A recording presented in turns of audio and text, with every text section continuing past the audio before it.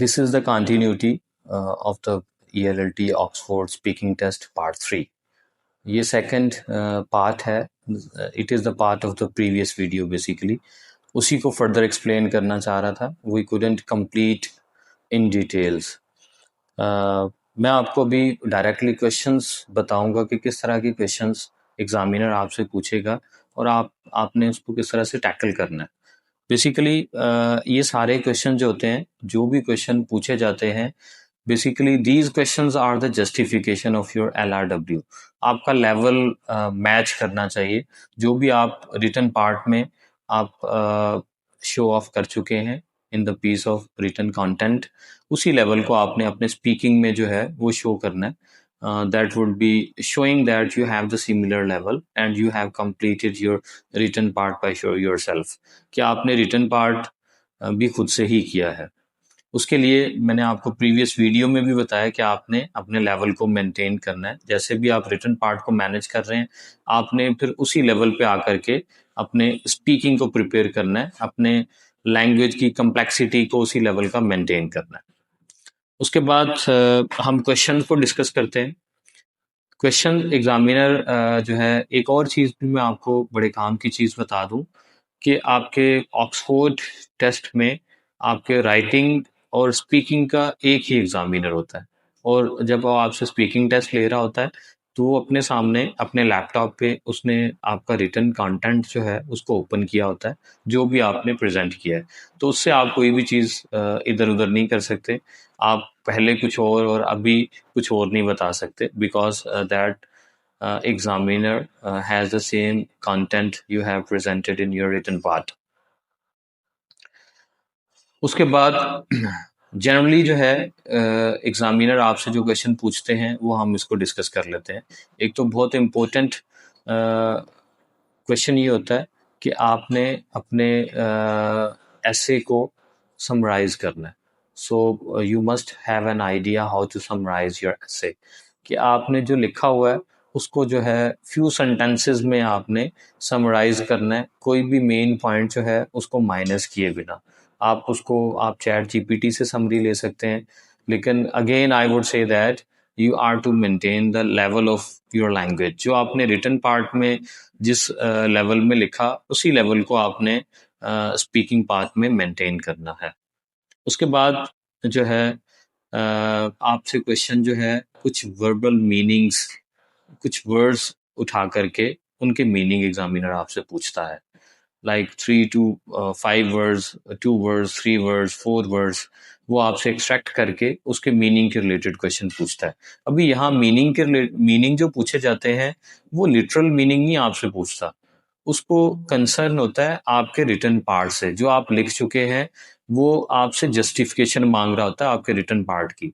तो आपको पता होना चाहिए कि जिस वर्ड का मीनिंग एग्जामिनर आपसे पूछ रहा है उसका बैकग्राउंड क्या था आपके ऐसे में, और आपने उसको किस कॉन्टेक्स्ट में यूज किया है.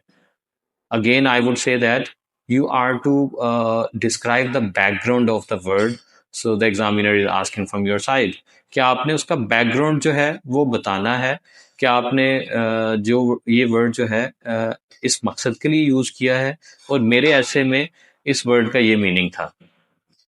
सेकेंडली, आपको क्लियरली पता हो कि आपने ऐसे में एडवांटेजेस क्या लिखे हैं और डिसएडवांटेजेस आपने क्या मेंशन किए हैं, कितने कितने हैं और क्या लिखे हैं. कभी कभार एग्जामिनर आपसे पूरा ऐसे समराइज करने की बजाय वो आपसे पूछ सकता है या पूछता है, can you summarise the advantages from your essay. जो भी कोई टॉपिक था उसके एडवांटेजेस जो है वो समराइज कर सकते हैं. या कभी कभार डिसएडवांटेजेस के बारे में पूछता है, what have you written about the disadvantages in your essay, can you summarise the some major points of disadvantages. तो आपने फिर डिसएडवांटेजेस को समराइज करना होता है. समराइज करते हुए you can use the different wording.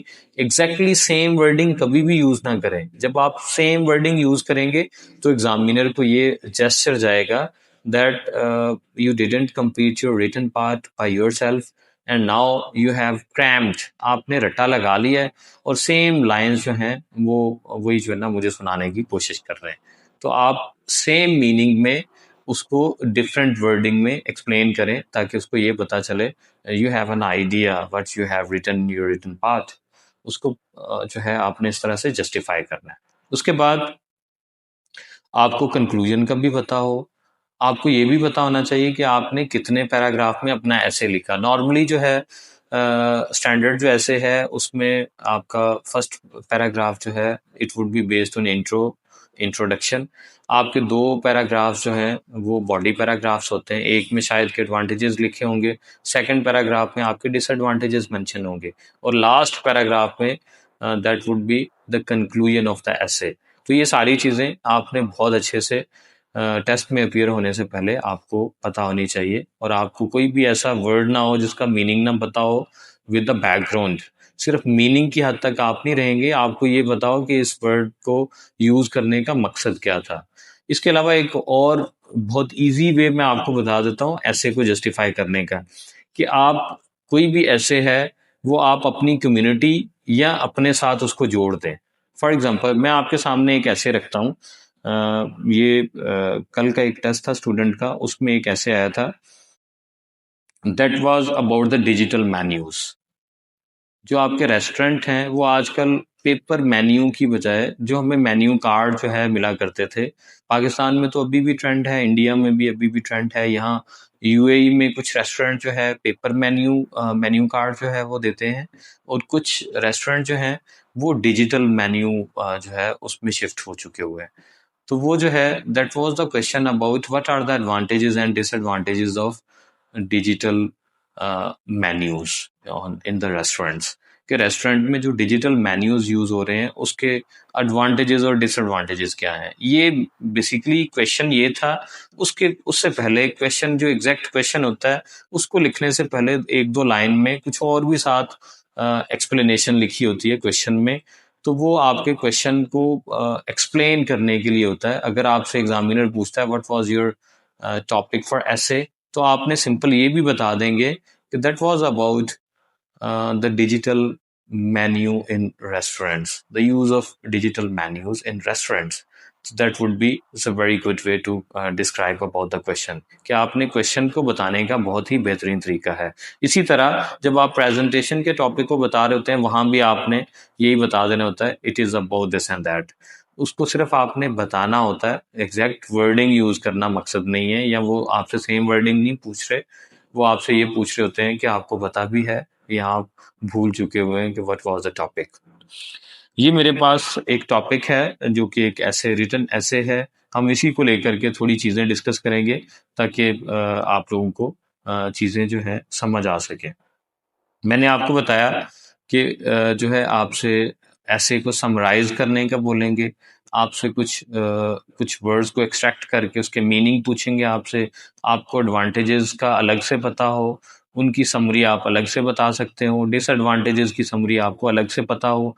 इनमें से कोई भी चीज़ आपसे पूछें तो आपने उनको एक्सप्लेन करना है। उसके अलावा मैंने आपको एक बड़ा ही मेजर पॉइंट बताया कि आपने अपने ऐसे को अपनी कम्युनिटी के साथ उसको जोड़ते हैं। बेशक आपने ऐसे में कुछ भी लिखा हुआ है, while giving the example in the speaking portion you are to explain while giving your own examples. For example, ये जिस तरह का ये ऐसे है जिसमें डिजिटल मेन्यूज का जिक्र है, you can give the example of your own country, your own town.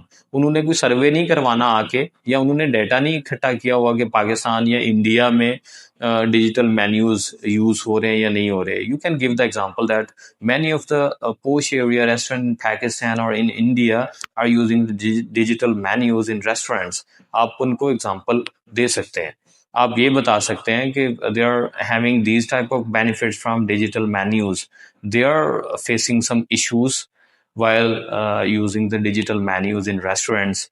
आप उनको ये बता सकते हैं कि पाकिस्तान में या इंडिया में भी इस तरह की प्रैक्टिसेस की जा रही हैं, और इस तरह की प्रैक्टिसेस से इस तरह के इश्यूज जो हैं वो भी फेस करने को मिल रहे हैं, और इस तरह के एडवांटेजेस भी हैं। तो this is the very clear way to describe and explain your essay. इससे ज़्यादा क्लैरिटी के साथ आप एक्सप्लेन नहीं कर सकते। दोबारा सारे मेजर पॉइंट जो हैं वो मैं आपको हाईलाइट करने वाला हूँ। सबसे पहले आपने अपनी लैंग्वेज की कम्प्लेक्सिटी को मेंटेन करना है, आपने उसी लेवल की लैंग्वेज का यूज़ करना है जो कि आप रिटर्न पार्ट में शो कर चुके हैं। सेकेंडली, आपको आपको कोई भी वर्ड ऐसा ना हो जिसका आपको पता ना हो। आपको मीनिंग के साथ आपको सारे वर्ड्स पता होने चाहिए जो ऐसे में है। थर्डली, आपने जो भी आपका क्वेश्चन था उसको आप अपनी सोसाइटी या अपनी ज़ात के साथ एसोसिएट कर लें, ताकि आपको एग्जांपल्स देते हुए कोई मुश्किल ना आए। Just try to add the personal examples, just try to add the examples of your own locality. I have given the example of this ऐसे कि इसमें जो क्वेश्चन था डिजिटल मेन्यूज वाला, उसको हम अपनी लोकेलिटी, अपने कंट्री, अपने होम टाउन के साथ भी एसोसिएट करके हम एग्जांपल्स दे सकते हैं।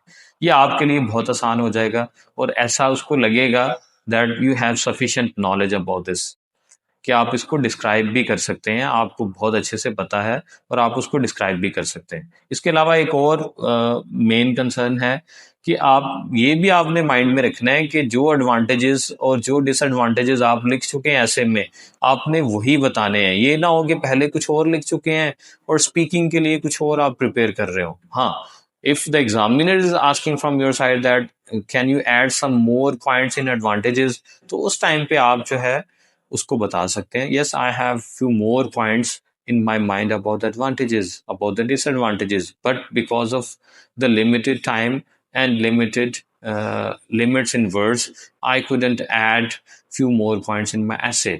वो पूछते हैं if you want to add anything else in your essay, so that would be the very positive gesture if you are adding something else in your essay in the form of advantages or disadvantages.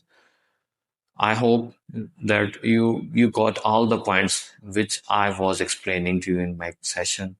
So thank you very much.